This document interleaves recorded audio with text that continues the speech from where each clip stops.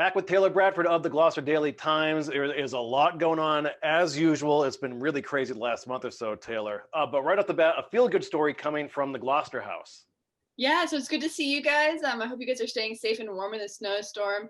I know over in Gloucester, the Gray Center, as they are constantly trying to navigate the new social distancing guidelines, as Governor Baker, reorients the reopening plan here in Massachusetts. The Gray Center, which works with LifeBridge to provide meals for those who are experiencing homelessness or those who are underserved, some meals such as breakfast and lunch, are trying to find more space for their operations. And so Lenny Laquata of the Gloucester House has offered up his function room while they are currently or temporarily closed for the season. And so that's a great way, I think, a great example that we're seeing here in the city of different organizations coming together to be able to create change and help others during this really difficult time. Because not only do we have a pandemic going on, but we also have quite a bit of snow outside. And so, as people are trying to adjust not only to a pandemic, but trying to adjust to changing weathers, it's a really cool opportunity to see that. So they are located over in Roger Street. And so that will be happening till April. So once the Gloucester House reopens, not quite sure what the Grace Center will do, but let's hope that by April and vaccines are rolling out, that they'll be able to function back at their normal location. So. Right. Yeah. So cheers to Lenny and Dottie Linquata for their charity. Their awesome story, Taylor. What is going on with the fire department? Yeah, so the fire department here in Gloucester is saying goodbye to a longtime assistant fire chief and just man of fire service. Joe Aiello of the fire assistant here in Gloucester is going to retire at the end of this year. And so he said, his reasoning is to be able to spend time with his 9-month-old grandson and just to spend time enjoying retirement before he kind of enters into the next chapter. I kind of asked him, what that next chapter might look like, and he doesn't quite know right now. So he's just really hoping to rest, and he deserves it. 3 decades is a long time, both here in Gloucester and also in Swampscott. But his roles, go far beyond that as well. He also worked for the city as the emergency management director, which he took on that role in 2018.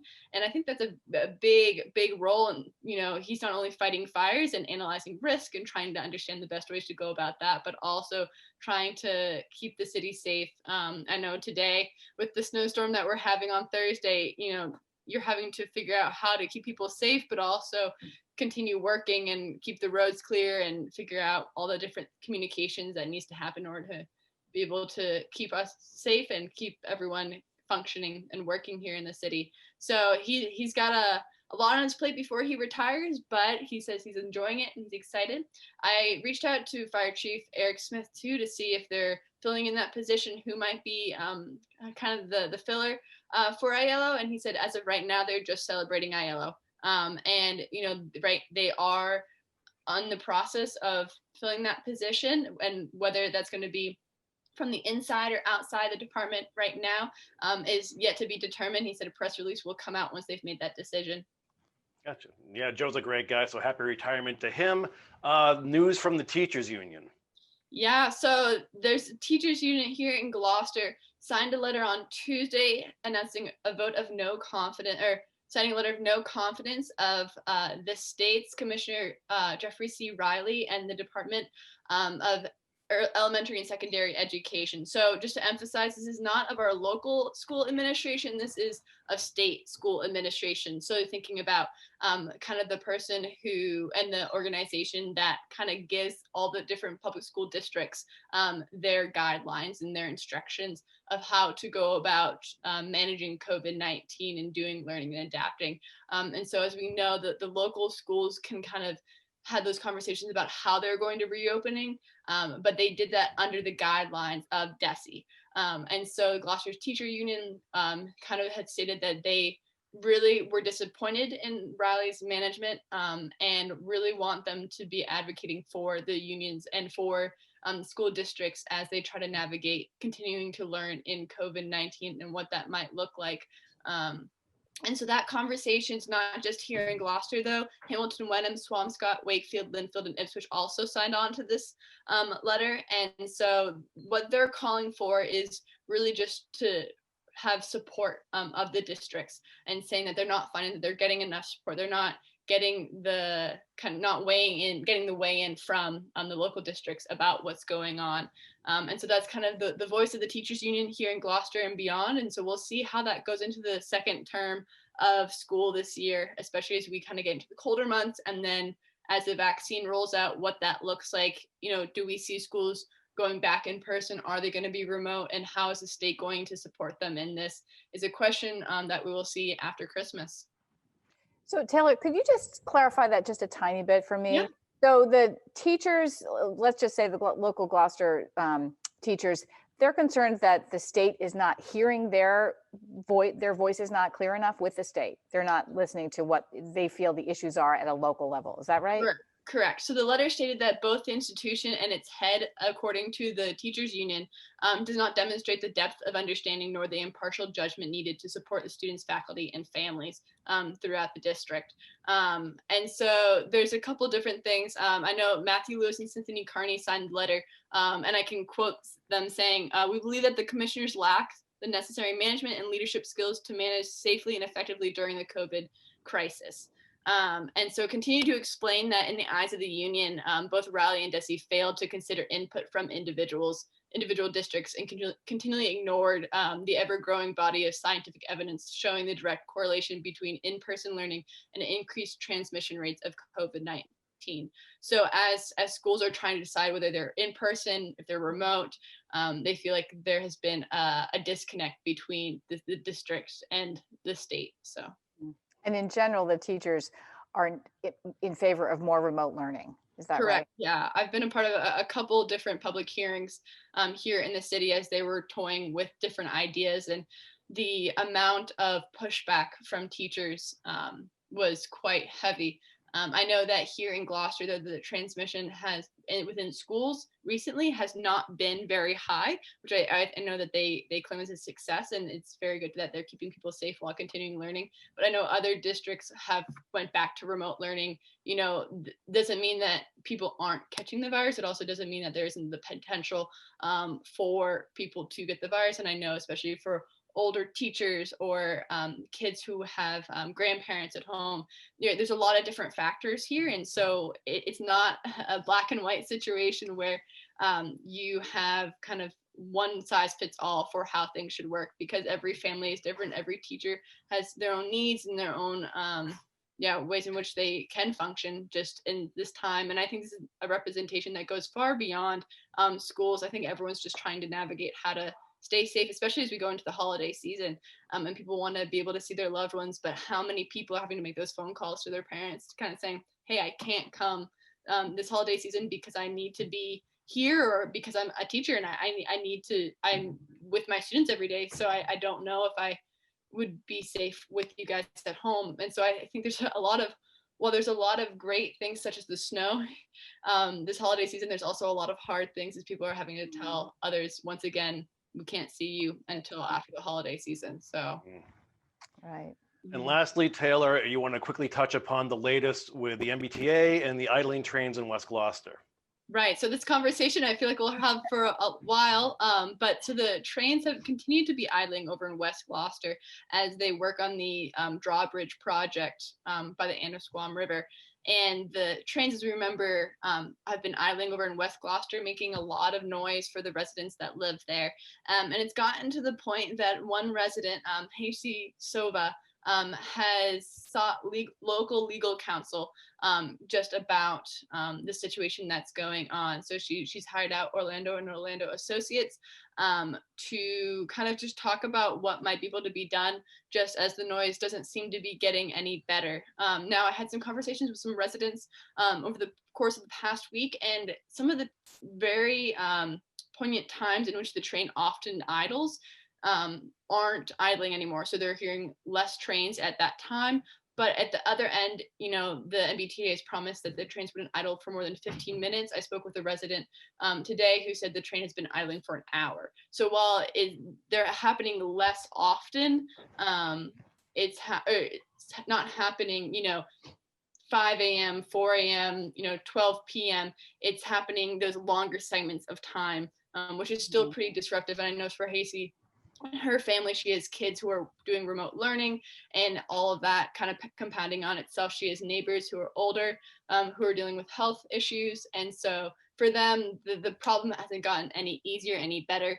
And so that's why they've kind of taken this to the next level. Now, whether that legal counsel will turn into a lawsuit is undetermined at this point, but I know that this is one step in an ongoing conversation that I'm interested to see what ends up happening, and the MBTA's response to this as well, to see how they respond to the ongoing frustrations of residents over in West Gloucester.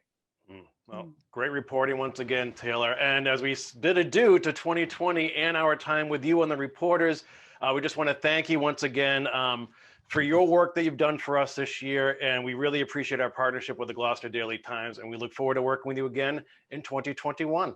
Looking forward to it. Happy holidays, everybody. We are back once again with Erika Brown, the publisher and editor of the Manchester Cricket, to tell us all things Manchester and Essex. There's a lot going on. How you doing, Erika? Yeah, it was kind of a big week this week. Yeah, let's get right into what happened on testing day.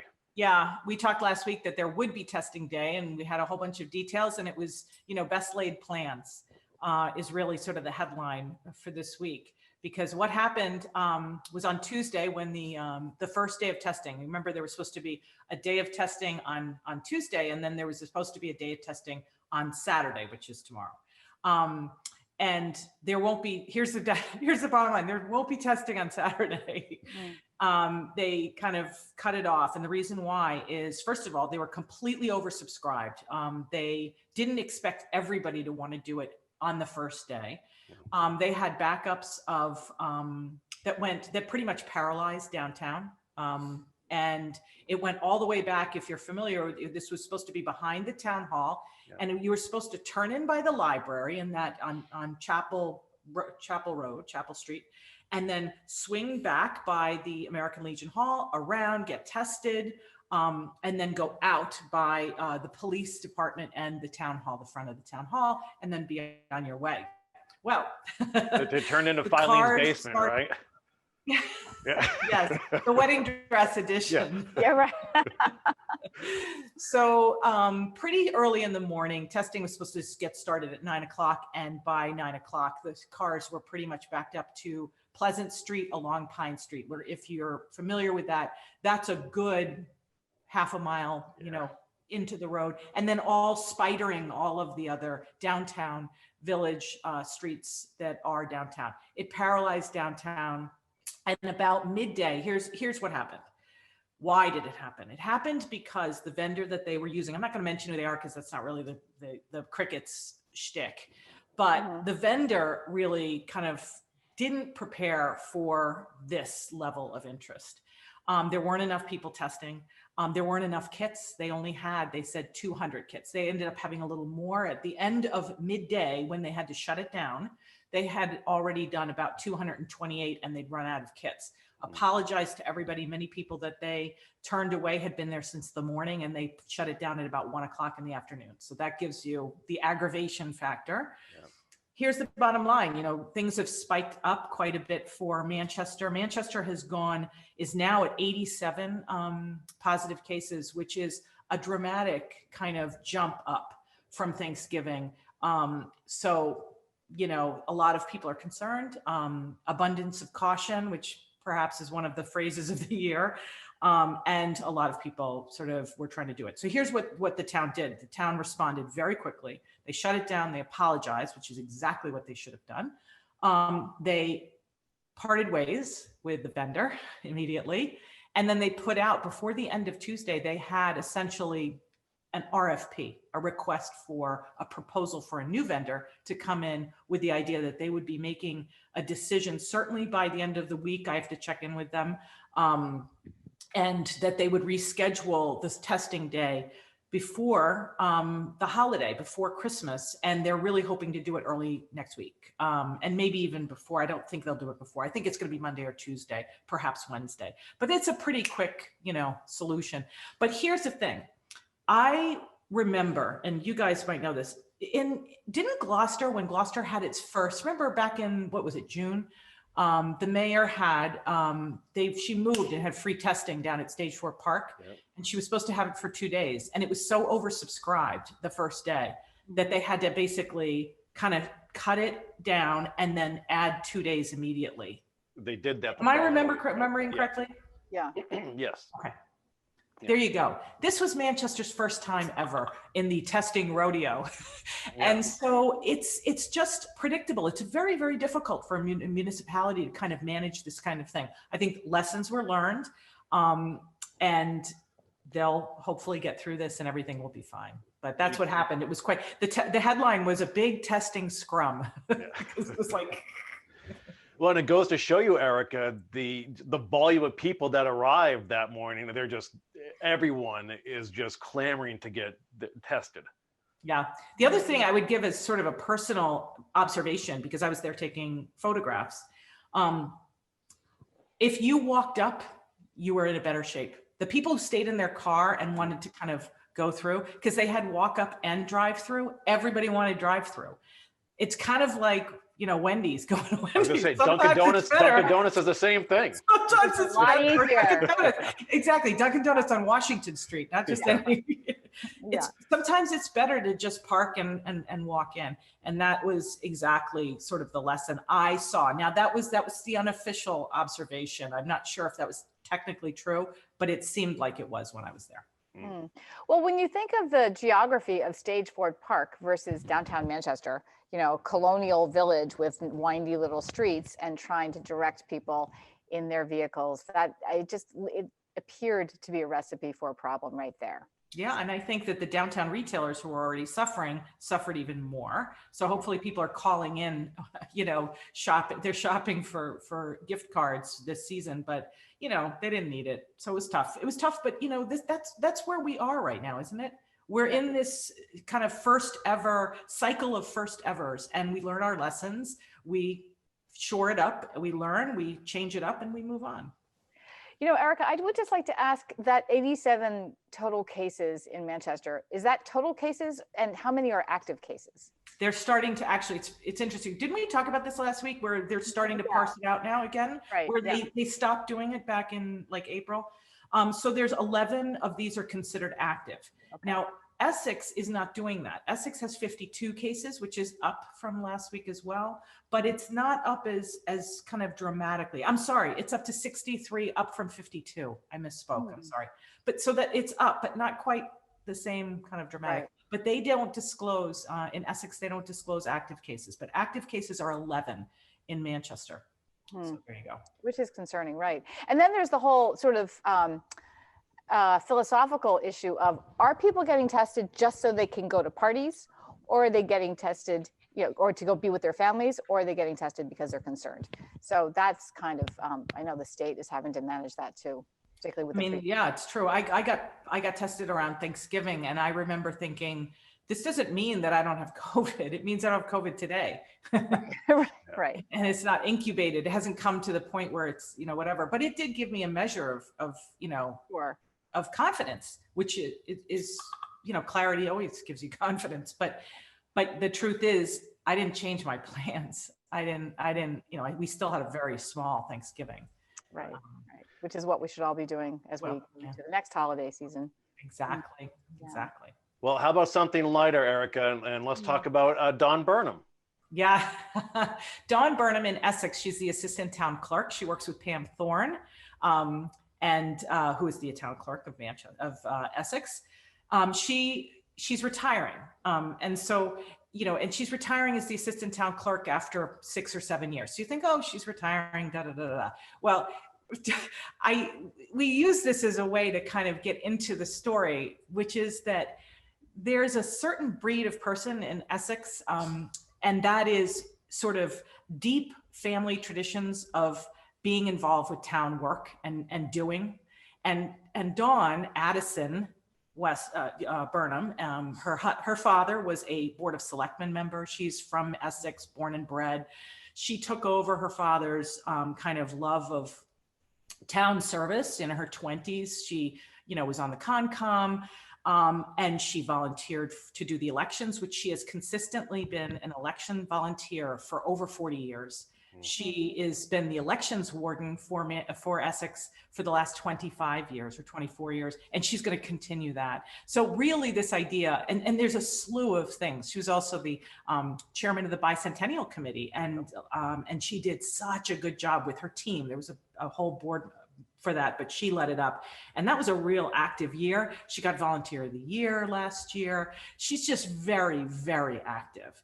And she's now going to pivot to Council on Aging. So really, this is a story of two things. Number one, that she is part of, a family of service and a tradition and a breed of person in Essex that is just doesn't stop. So she's not really retiring. Right, of course. And everyone's hoping she won't retire. But the other thing is, I found it interesting that she's retiring at the end of 2020, and her husband Wesley West Burnham retired at the beginning of the year. So, and he, same thing, Burnham family. He retired at the beginning of the year, or at the end of last year, after 46 years with the fire department. And his father spent his life in the fire department and started as captain, ended as chief, or was the chief in his career. And Wesley was talking about when he was a little kid, he was brought into the fire department on Martin Street, and he was, I'm not sure if you're supposed to say this, but he was so small that his father, when he was working on the trucks, he'd send him in underneath the trucks because he was so teeny he could get underneath it and squiggle in there and help him out. So Wes has been, I think, the longest running, not consecutive, but he's in the middle of his 6th term on the planning board in Essex. He was the planning board member on the Public Safety Building Committee. So you get the idea. These are the kinds of people that really make a community. So Dawn's retiring in a highly non-retiring way. So we put her on the front page to say, this is a great kind of person, and this is what makes Essex, Essex. Yeah, great As stuff. Pam Thorne would say, this was the quote. It's funny, she gave me the official quote, right, for the story. Blah, blah, blah, we love, and that's great. But my favorite quote was when she was talking. She said, she's part of one of those families that just is always doing, they're always giving, they're always dead, and their families always gave. That's how they roll. Yeah. Over there in Essex. Yeah. I know. It's really nice. Great stuff there. And Erika, let's talk about, as we careen towards the end of 2020 now, the year in review. Yeah, we're going to do a 2-part year in review, which is going to be 2 weeks in a row. And it's going through the process with sort of the small team of people who do the Manchester cricket. Unbelievable. What a year we've all had. So we're going to have 2 back-to-back year in review issues where we're going to look at the images and the stories that made up 2020. It almost feels to me as if it's 2 years in 1 year, because we had the first half of the year from January.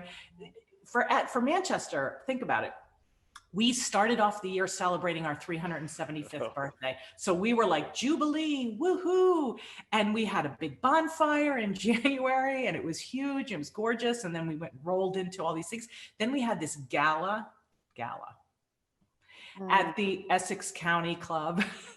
And the best picture of the year for me that was most emblematic is a picture from the after party from the gala, where everyone's together, everyone's relaxed, nobody's putting on nobody cares anymore. They're just having a great time with old friends and with brand new friends. They're all close, tight together at the Mooring, which is a bar downtown. And they're all looking at the camera, and they're just, nobody knows what's coming around the corner.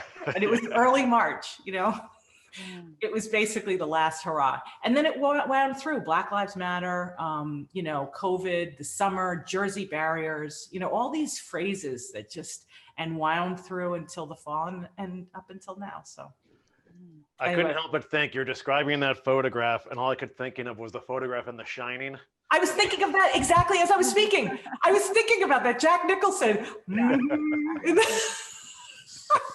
That's exactly what I was thinking of. Oh, that's great. Well, Erika, I don't think he'd call that the last hurrah. No. Well, we want to thank you. This is going to be our last edition of Reporters on Cape Ann today for 2020. We adore our partnership with the Manchester Cricket, and it's been awesome getting to know you this year and learning a lot more about Manchester and Essex. And we look forward to working with you in 2021 and much longer than that, hopefully. Well, right back at you times 10. Thanks, Erika. Actually, you know what we should do? Yeah, right. Yeah. There you go. There you go, That was our very first Yeah, yeah. thing. we thought it was cute and funny back then, and now Exactly. we're terrorized when we see someone coming close to another. So, But soon, you know what? Every day is our friend. Every day is our friend. hey, my husband gets vaccinated on Monday. Hey, that's Yeah. wonderful. Are you going to take pictures and like share it out and everything? We're doing that. Yeah, Good. exactly. As Yeah, you should. sure. Right. We'll all be there soon. We will. Happy Yeah. holidays. All right. Take Bye, care. guys. Bye.